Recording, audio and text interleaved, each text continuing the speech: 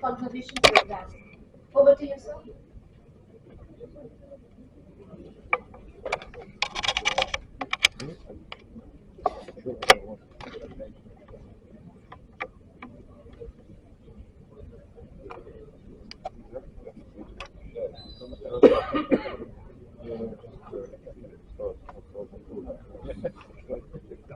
Thank you.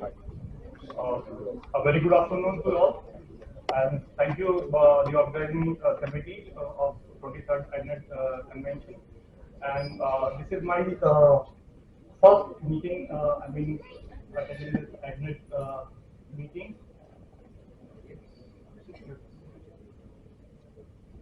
Yeah, so probably I am the only one who is talking about the animals, the wildlife. So as the ADNET has a mandate to, demonstrate the application of the DNA and DNA technology in various dimensions and various aspects. So I believe, I would justify the utilization of this next generation tools of genetics and genomics and applied wildlife conservation. And as the title goes, like molecules to monitoring, so I would be discussing about how we can monitor the wildlife, and we can also inventarize the species diversity in protected areas, in forested areas, and how best we can use these tools for the conservation, or say in the policy decision, and how best we can if a reintroduction program has to be made, or a kind of a restoration, ecological restoration has to be made. So how best we can utilize these tools. So I'm also the in charge of the wildlife forensic facilities in Zoological Survey of India. So I would be also talking about some of the key case studies, and will also sensitize people how genocide is contributing to the wildlife management on the Crime Control Bureau. So. So my talk would be, summarized under these heads. Like I will be discussing about the evolutionary history of the chicken. So it is though a very common and very abundant bird, but it is the where it has been domesticated, and what has been the center of domestication. It has always been in debate.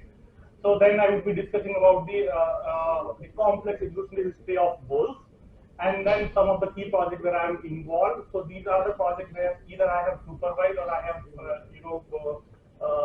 undertaking at present. And then Salamaka, this is a new primate that discovered by us and following a phylogenetic species concept. So it is like a new species to the science using this DNA tool, and then of course the wildlife forensics. So we know that chicken is the most abundant bird on the earth, and probably the first agriculture bird as well as animal whose genome sequence. And as we know, like there are more than 5,000 breeds of domestic chicken present worldwide, and definitely in India we have more than 100 well-characterized domestic chicken breeds. And this gentleman, this Andrew Lawyer, who is the correspondent of Science, is a great interest, and he keeps writing editorials for Science regarding the chicken domestication. He quoted that add up words, cats, dogs, pigs, cows, and still there would be more chickens. So he says like there are 3 chickens on every human. So we know this is so while talking about the chicken domestication and the center of domestication, first let me introduce about the genus Gallus, so that it would be made a little background clear. So red dingo fowl, which is a polytypic species. And you see, this is the 5 subspecies. They together form the red dingo fowl, Gallus gallus, and it has the genus Gallus itself has a 4 species, which has a different distribution. For example, the grey dingo fowl is endemic to the southern part of the country, and Ceylon dingo fowl is endemic to Sri Lanka. However, the green dingo fowl is somewhere in the Java and Bali Island. However, the red dingo fowl, which is kind of a 5 subspecies, this is distributed in various parts of the Southeast Asia with having some overlapping distribution. So there are some classical studies conducted by Japanese scientists that talk about, okay, red dingo fowl is the sole ancestor of domestic chicken, but then a study published by the Swedish scientists, they say, oh, could be a hybrid origin of the domestic chicken, considering a yellow color gene, which is derived by a beta carotenoid. So it says the domestic chicken has this beta carotenoid gene, which is actually derived from the grey dingo fowl. So he says probably probably a hybrid origin of domestic chicken. Then there was a study published by the CDFC. It says probably it is like multiple domestication hypothesis they propose. They say that there has been a common ancestor which has contributed to the different subspecies, and together they contribute to the chicken domestication. So the last question I was interested in to understand the where has been the center of domestication, and what species or the subspecies of red ringed fowl per se contribute to the chicken domestication. So with this, I have coordinated with a large team. It was a 1,000 chicken genome project. So I was there about in economics of Zawadi for about 2 years as my associateship there. So I coordinated with all other collaborators, and I would say that I have coordinated the part we have done in India and then contributed to a mega project. So these are the collaborators. So we have collaborator in entire Southeast Asia, and then Europe and US and Africa and then Sri Lanka. So we have the collaborators everywhere, and together we have sequenced about 863 genomes. And per se, the data that we have generated, it is about 7 TB data generated, and about all the sequence has, I mean, the sample has been sequenced about 10x coverage. So just see the map here and see the kind of coverage that we got, and this has covered the entire distribution range of the jungle fowl and the all species of jungle fowl in this region. And then while grouping the, networking on haplotypes, so we have actually captured all the known and some unrelated haplotypes of domestic chicken and red jungle fowl here. So around 33 million SNPs were mapped, and this is kind of the final tree based on that SNP data. So we could resolve all the 5 subspecies of red jungle fowl and 4 species of genus Gallus separately, so there was no admixing as such. And then because the earlier the workers, they probably do not have the coverage, the sample coverage from entire Southeast Asia. This is probably the reason why people could not address this domestication. So one issue that we got here, like the Gallus murgi, which is geographically, Gallus jaboli, which is geographically, on the fringe areas in the Southeast Asia, like in the Southwest China, but phylogenetically it was, found intermediate between these Spadiaceus and murgi. So it is quite, we could not answer this why this happened. Probably the back in the past, their distribution would be somewhere maybe the kind of overlapping. And then the Gallus varius, which is the green jungle fowl found in the Java and Bali Island, this made the basal plate, and about 3 million ago, during this kind of Pleistocene era, this got diverged into the different species of Gallus.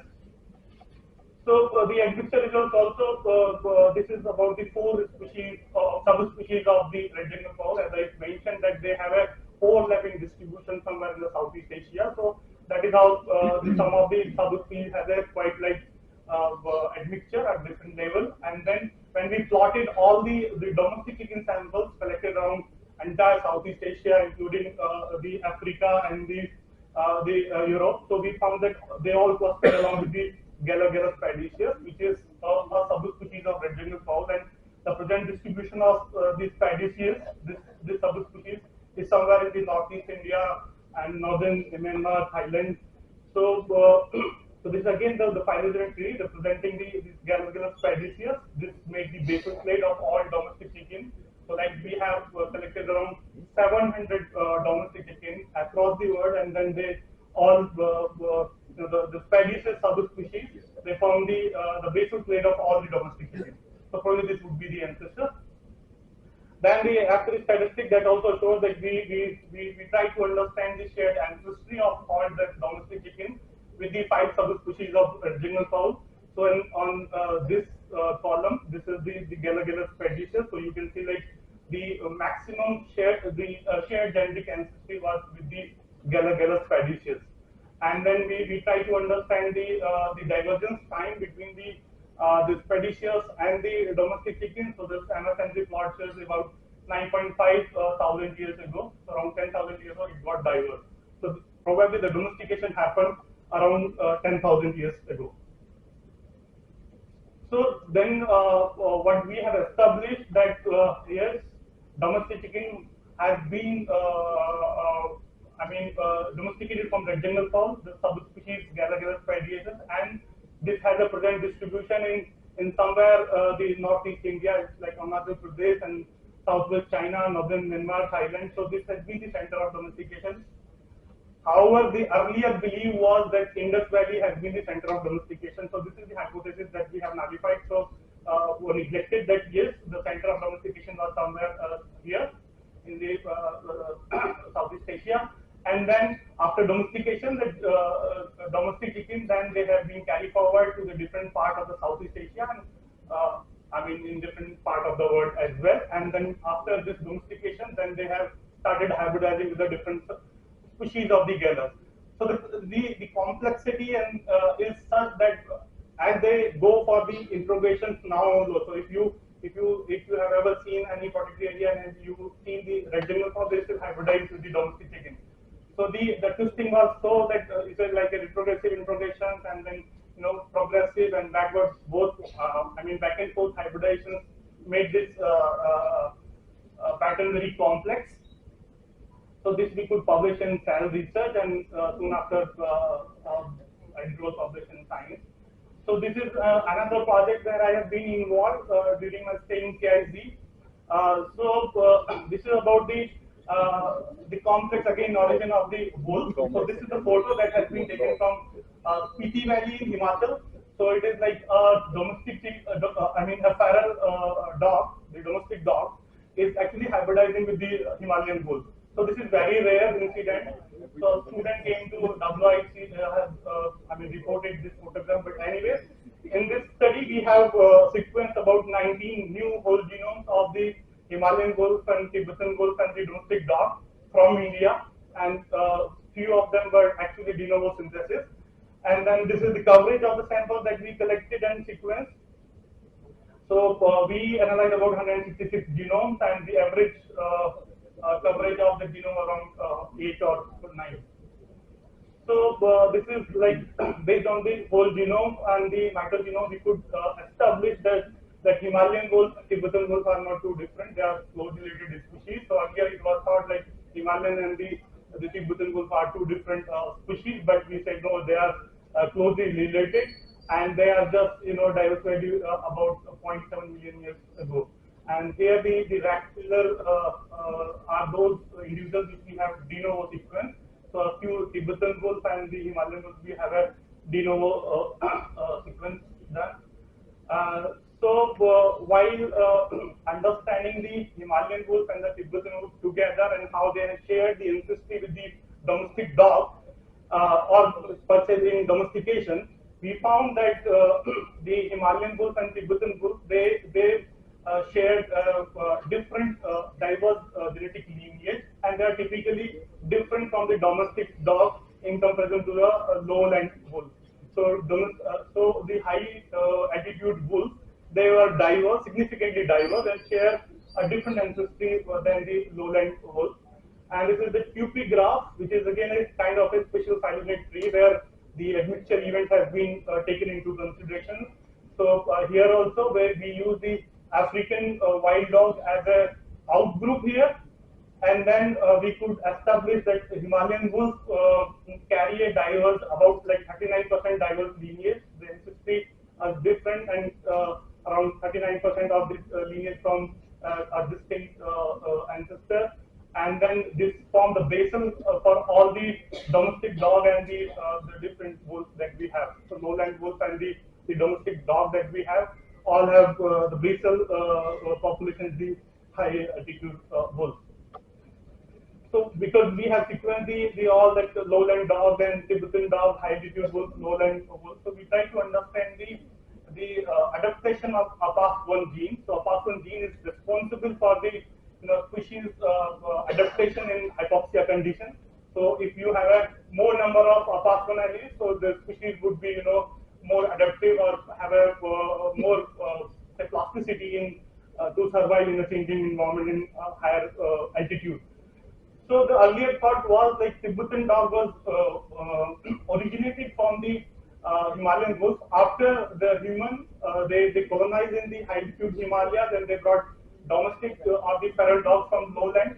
So the thought was that this domestic dog has hybridized with the Himalayan wolves, and then that is how they got adaptation. So while the when we have plotted this the frequency map, here, so we found that Tibetan dogs, they have a really a good frequency of apoptosis allele than the high altitude wolves. So they probably were there before the lowland wolf. The human being has taken lowland wolf to the higher altitude. So and we saw the high altitude wolf, whatever the yields they share, they are in the range which is already present in the Tibetan dog. So Tibetan wolf and then Himalayan, Tibetan dog, they really had a diverse and the distinct lineage in Apas one. When I mean, this, talking about the phylogeny based on the Apas one. So this is the project where now I'm supervising. This is about the mapping the species diversity, first the mammal species diversity in Himalayas. And this project we got this project under the NMSS large grant scheme. So where we have a few sites where we have to document the species diversity of mammals. So we are trying to utilize several tools available, including the non-invasive genetics. So we have few sites in Himalayas.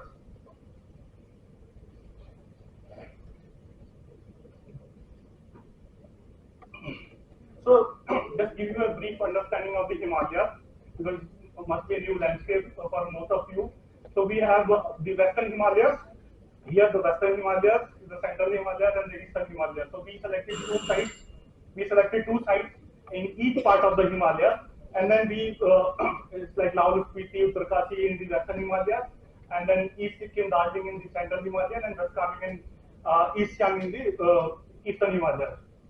So we did several exercises. We did camera trapping. We did time survey, and then we also collected the fecal sample of the free-ranging wildlife. And from the fecal sample, we have then extracted DNA, because the DNA was not that enough to go for the deep sequencing. So we tried to have a single sequencing, and for some species, we have also done the mitogenome sequencing and also like STR mapping.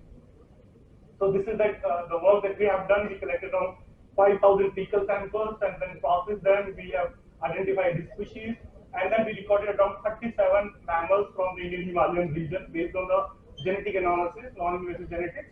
And then the species which has more samples, like their frequency of occurrence in our data is more than 50, those we have prioritized for the population genetic analysis. So 13 species we prioritize for detailed population genetic analysis. We propose like this is the kind of the composition of the mammals in Indian Himalayan region. So six species are like we could capture in all three part of the Himalayas, and then we propose this PG unbiased population genetic account unbiased, which is like can be monitored, is the baseline information and can be monitored with respect to the land use changes. Let's say human is doing lot of destruction is happening in this Himalaya. So if we have this kind of baseline information, this can be monitored in a temporal scale, say after 5 year of interval or 10 year interval. Somebody can want to monitor how the species has the ecological restoration has happened or not. So those can species can be monitored using the PGN wires. So now some of the so some of the interesting results about the red panda. So we had a long 5 years work on red panda. So this is kind of a central Himalayas, not a good thing. So here we collected samples in the central Himalayas, like Darjeeling landscape, or actually the Kanchenjunga India part. So we have done a kind of a species distribution modeling, so we could understand the possible biological corridor theoretically. So we try to understand the biological corridor based on the biofilm data. So it's kind of a modeling where we have done a species distribution modeling, and on this model corridor we collected the fecal samples, and then we have seen the genetic resistance in the sample. So we found in this Kanchenjunga landscape the population exists in the meta population framework. So yes.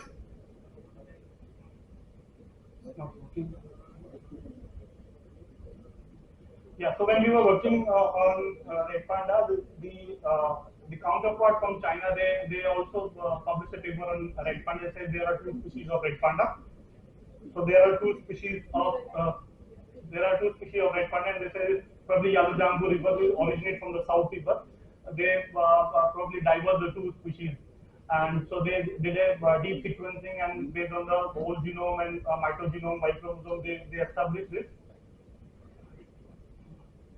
Okay. So then, because we have been working on red panda, so we collected samples and we did a kind of a mitogenome sequencing, and we assigned like 4 samples that we collected somewhere in the from this region, the Siang region. So the Siang River is the barrier, the allopathic distribution happening there in the eastern Arunachal Pradesh, and then we found that the both species are present in India.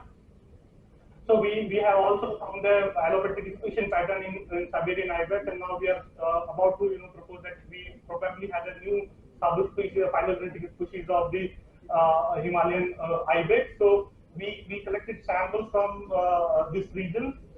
Uh, so this region we collected sample. This is the Laos Spiti and Ladakh region, and then we found that okay, there are three plates, the phylogenetic plates. So India is falling somewhere here. So we have now collected a few carcass and got the enough DNA to go for deep sequencing. This data we generated and is already under process.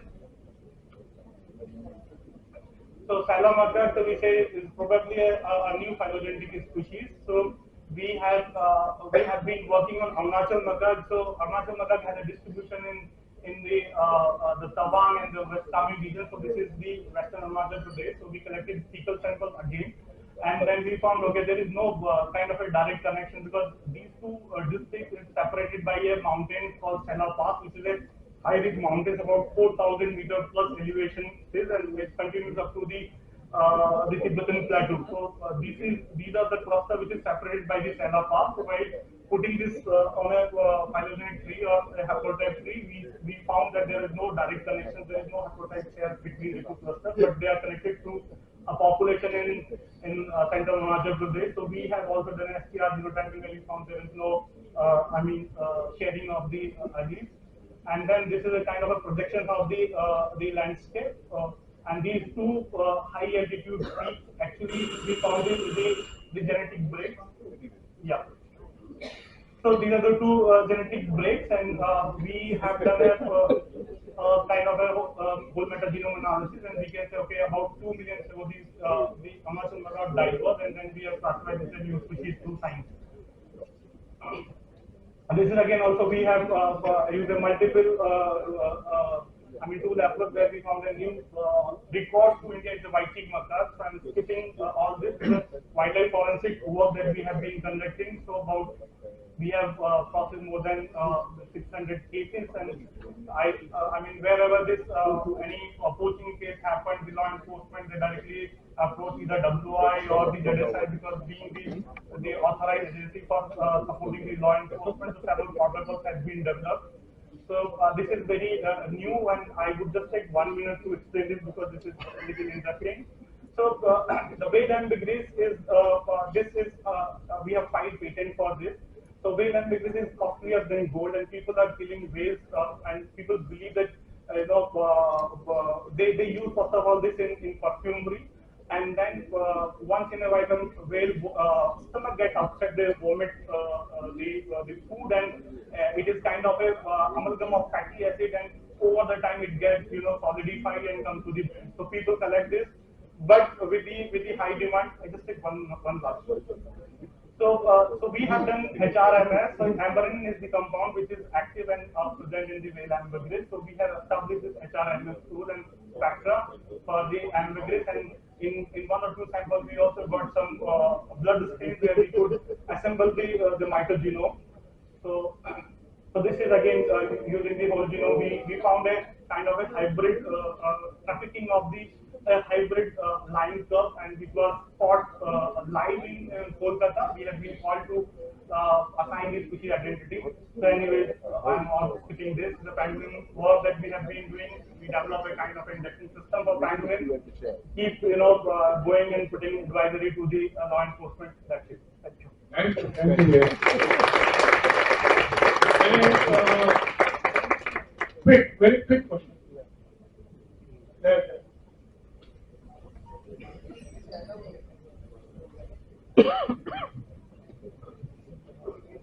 Hello, sir. Like as you see, like we see, like mostly the peninsular wolf and the Himalayan wolf. We see like it both are like it has been proposed like both are different species. And when we see like in Jammu Kashmir region or like Arabian like plateau, so that we see also it is kind of like very similar to peninsular wolf. But we say it is a different land. Yeah. So like how do you see like how they have colonized this area, might like because like even we see the history of like mostly the wolf that is in the European or the maybe in America is a grey wolf I'm talking about. Yeah. So like their history saying they are just like not more than like older than 1 million or something like that, or maybe even like younger than it. So like how do you see like how they have colonized our these areas? The quick answer is like we have analyzed the lowland wolves and also the Himalayan and Tibetan wolves. So what I am saying, the Tibetan wolves and Himalayan wolves, they are same species, but they are pretty different from the lowland wolves. And the Himalayan wolf has because we saw is a basal plate, so I can say probably from the Tibetan plateau, this might have this probably the reason where this has originated and then diversified into the different species. I mean, in subspecies, or the domestication has happened probably in this place. So the lowland wolf, which is also present in the peninsular India, is the same species like Canis lupus domesticus. So it's a different other subspecies level. But yes, the basal clade, what we found is the Himalayan wolf only. So this is the basal clade for all lineage of the wolf, whether being in the Europe, America, and the lowland wolf, anywhere. I have a quick question. The data for the wolf data, is it publicly available? It is. It is published in MDE and it is available. Only the raw data or like the plain files or PCO files? We have sequenced 19 genomes. I believe the process data is there. Okay. Yeah, but yeah, this is already published in MDE, so already available. Thank you. Thank you very much.